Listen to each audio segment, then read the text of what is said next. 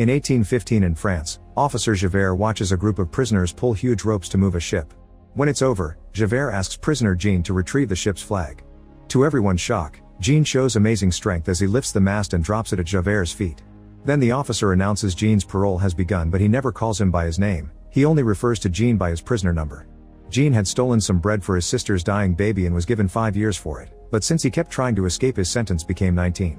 He thinks he's free now, but Javert points out it's just parole and gives him some papers that say so. Jean must always carry those papers and present them when asked. If he fails to report, he'll be arrested again. Afterward, Jean starts wandering, looking for a place to stay. However, nobody will give him a job because of his parole papers, and he's driven out of every town because he's seen as a dangerous man. Even when he tries to sleep in a lowly stable, he's kicked out.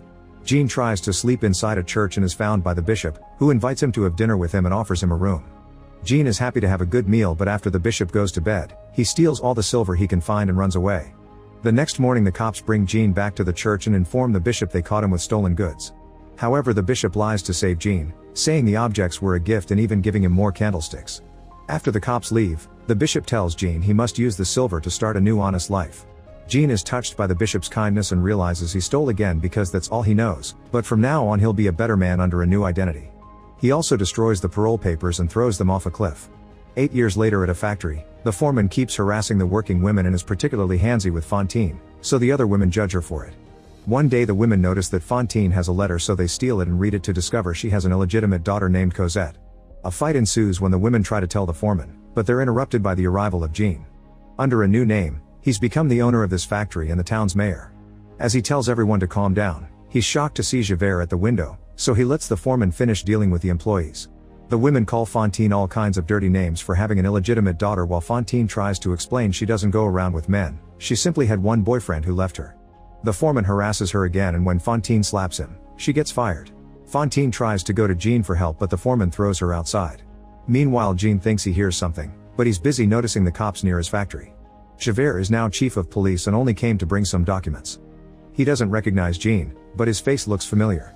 At that moment they hear screaming outside, and Jean runs out to discover that a man got caught under a carriage. Jean uses his strength to rescue the man, and Javert becomes suspicious as he remembers that the prisoner he freed 8 years ago broke his parole and disappeared. Since he lacks proof, he keeps his suspicions to himself for now. That night Fantine starts searching for ways to make money to send to her daughter. First she sells the locket with her daughter's picture, then she sells her hair and even a few teeth. This is still not enough, so she has no choice but to become a naughty worker. Soon living in the streets starts affecting her health. After a few nights of working, a customer gets rather aggressive with her, so Fantine defends herself. The client calls the police and Javert comes to arrest her, but he's interrupted by Jean, who thinks Fantine looks familiar. She calls him out for letting the foreman kick her out and tells him about her daughter, who is very sick. Overwhelmed by guilt, Jean picks her up to take her to the hospital, promising to rescue her daughter as well. Sometime later Javert receives an important letter from Paris informing him that the prisoner he's been looking for has been arrested. Javert goes to see Jean and apologizes for suspecting him, claiming that he deserves to be punished. However, Jean forgives him, saying Javert was only doing his job. The rest of the day Jean is haunted by the thoughts of an innocent man being arrested in his place, and in the evening he decides to reveal his identity to the court, mentioning his prisoner number as proof. Nobody believes him, so Jean tells them to ask Javert before he's kicked out. Afterward Jean goes to the hospital to check on Fantine, whose fever is causing her to see hallucinations of her daughter. Jean tells her she'll take good care of the child and give her a good life, so Fantine finds peace and finally dies. At that moment Javert shows up to arrest Jean, who refuses to surrender and grabs a piece of wood to defend himself against Javert's sword. Unfortunately, Jean can't do much against a properly trained cop and gets unarmed, so he decides to escape by jumping into the river. Meanwhile, Fantine's daughter Cosette is living in the local inn under the care of the owners Monsieur and Madame Thénardier. She isn't actually sick, the Thénardiers are keeping her as their maid and wrote lies to Fantine to make her send more money. The couple is incredibly cruel and mistreats Cosette while treating their own daughter like a little angel. The Thénardiers also like to keep their clients drunk and distracted to steal all their valuables. The food they cook for the inn is made with suspicious ingredients, including street cats. That night Jean goes to the inn and informs Cosette that her mother is dead, so she should go with him. The Thénardiers refuse to let the kid go, pretending they love her like a daughter and that they spent too much money on her medicine. Jean agrees to pay Fantine's debt and some extra money on top of that until the Thénardiers allow Cosette to leave with him. After Jean and the girl are gone, Javert shows up looking for them, and the Thénardiers realize they could have bribed Jean for much more money for helping a criminal. Moments later Jean and Cosette's carriage is stopped at the city gates, where cops are asking for paperwork. The duo immediately runs away while Javert chases them through the streets, repeating Jean's prisoner number. Jean manages to find some rope and uses it to climb on top of a very tall wall, bringing Cosette along. They hide in there until Javert gives up and leaves. Then Jean and Cosette sneak inside a church, where they're seen by a man. At first Jean thinks it's over, but it turns out this man is the guy he saved from the carriage accident and he agrees to help them find sanctuary. Jean hopes to disappear and start over somewhere else. 9 years later in Paris, poverty is increasing at an alarming speed. There's a clear tension in the streets as the poor people complain about the current king, remembering that they killed the last one when things got bad. Young students form a group called Friend of the ABC and are already making plans to start a revolution against the monarchy, regularly going to the streets to spread their message and get people's support. One of these revolutionaries is Marius, who comes from a good family but he's now considered a disgrace and lives in a humble rented room.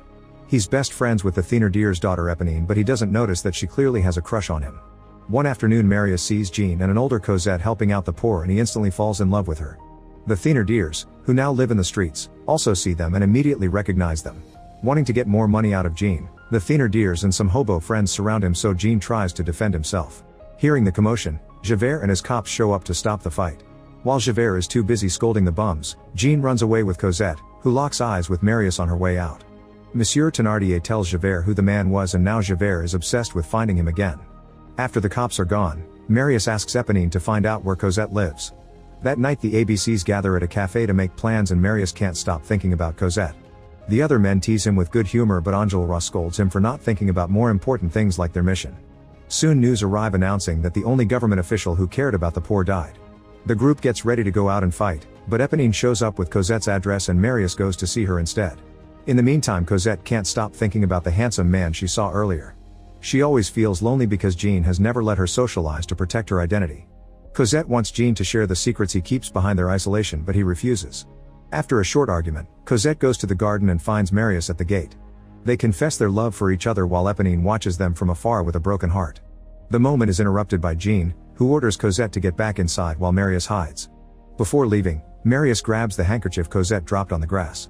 At that moment Monsieur Thénardier arrives with his gang ready to catch Jean to get a reward from Javert.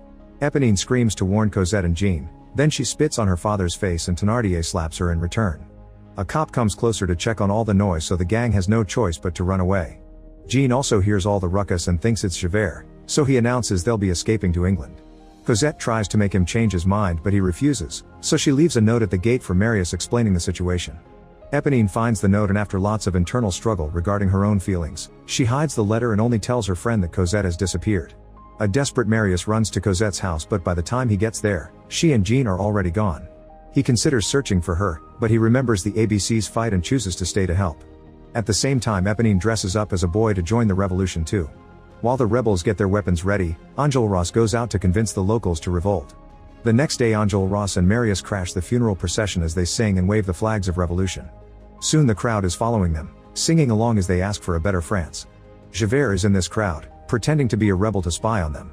The royal soldiers arrive to block the way and open fire, killing an old lady. A fight ensues and the soldiers begin killing rebels with both their swords while the crowd does their best to defend themselves. The ABCs guide the crowd to start building barricades using the furniture civilians are throwing out their windows. Everyone runs around town gathering more objects to defend themselves, finding support at every corner.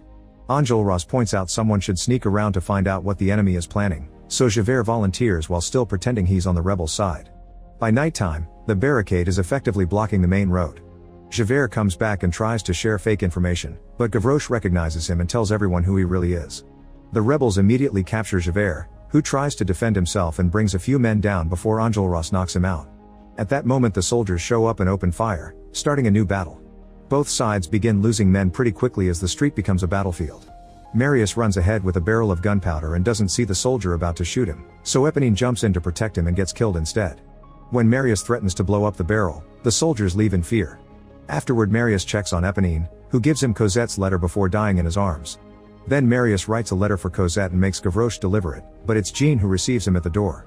He reads the letter and is moved by Marius' feelings, so he runs to the barricade to protect his daughter's beloved. Jean dresses up as a soldier so he can walk without suspicion, but when the rebel sees him they think he's another spy. While Jean notices Javert tied up nearby, Gavroche comes to his defense. At that moment an enemy sniper appears on the roof and Jean yells a warning before he helps the rebels shoot him down. Now that everyone believes him, Jean asks them to let him execute Javert. Enjolras gives him permission, but once they're alone, Jean releases Javert and assures him he wants nothing in return except for proving he's a good man. Javert runs away while Jean shoots in the air to pretend he did kill him. The next morning Marius discovers that the rain damaged the gunpowder and they don't have much ammunition left. To make matters worse, civilians have gone home and only the ABC men are left. However, they refuse to surrender and take their position on the barricade to fight until the very end. Gavroche is eager to help and goes around picking up ammo from fallen bodies, only to be shot multiple times by the soldiers. Jean picks up the boy's body before the ABCs open fire, hungry for revenge. A new battle begins, and this time the soldiers use cannons to easily get the upper hand. One by one the rebels are killed, and the people in their homes refuse to open the doors for those trying to save themselves. Marius is knocked down, so Jean runs to pick his body up to then sneak around and escape through the sewers. Enjolras and the last rebels manage to enter an abandoned building, but the soldiers surround them and quickly kill them too. As a revolution symbol, Enjolras raises the flag and dies with it still in his hands. Moments later, while the soldiers are cleaning up, Javert puts his medal on Gavroche's body. He also notices Jean isn't among the bodies and hears some noises coming from the sewers. Jean is trying to move Marius' body without being noticed, but he slips and they both fall on a pile of excrement. There they are found by Monsieur Thénardier, who steals Marius' ring. Jean jumps on him and threatens to drown him until Thénardier tells him how to get out. Carrying Marius on his shoulder, Jean walks through several tunnels until he finally leaves the sewer. Unfortunately, Javert is waiting for him at the exit. Jean asks him for just 1 hour to drop Marius at the hospital, promising he'll turn himself in afterward, yet Javert still threatens to kill him if he moves. Noticing that Javert is having doubts about his own morals, Jean continues walking with Marius' body and Javert never stops him. Not knowing anymore who is good and who is bad, Javert decides to self-delete by jumping into the river.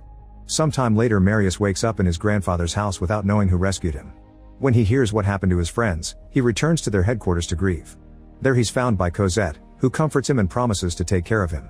Jean watches them from afar and realizes that his presence will only bring more trouble. Later in private, Jean gives Marius his blessing to marry Cosette and shares his past before announcing he must leave to protect them. Marius understands and promises not to tell Cosette the truth. Eventually Marius and Cosette get married, although Cosette is sad that Jean isn't there with her. The Thénardiers try to crash the wedding wearing disguises, but Marius recognizes them. Before they can be kicked out, the Thénardiers tell Marius that they saw his father-in-law carrying a murdered body through the sewers and they want money in exchange for keeping the secret. They even present the stolen ring as proof, making Marius realize that it was Jean who saved him. He punches Monsieur Thénardier until he confesses Jean is hiding at the convent, then the Thénardiers are dragged out of the party. That night Marius and Cosette visit Jean, who is on the verge of death and keeps seeing Fantine's spirit. Jean is glad to see his daughter one last time and gives her a letter sharing all his past before he finally dies in peace. While Cosette has a breakdown, Jean's spirit joins all the dead characters on the street singing for their beloved France. Make sure to subscribe and turn on notifications so you can watch more videos like this. Thanks for watching.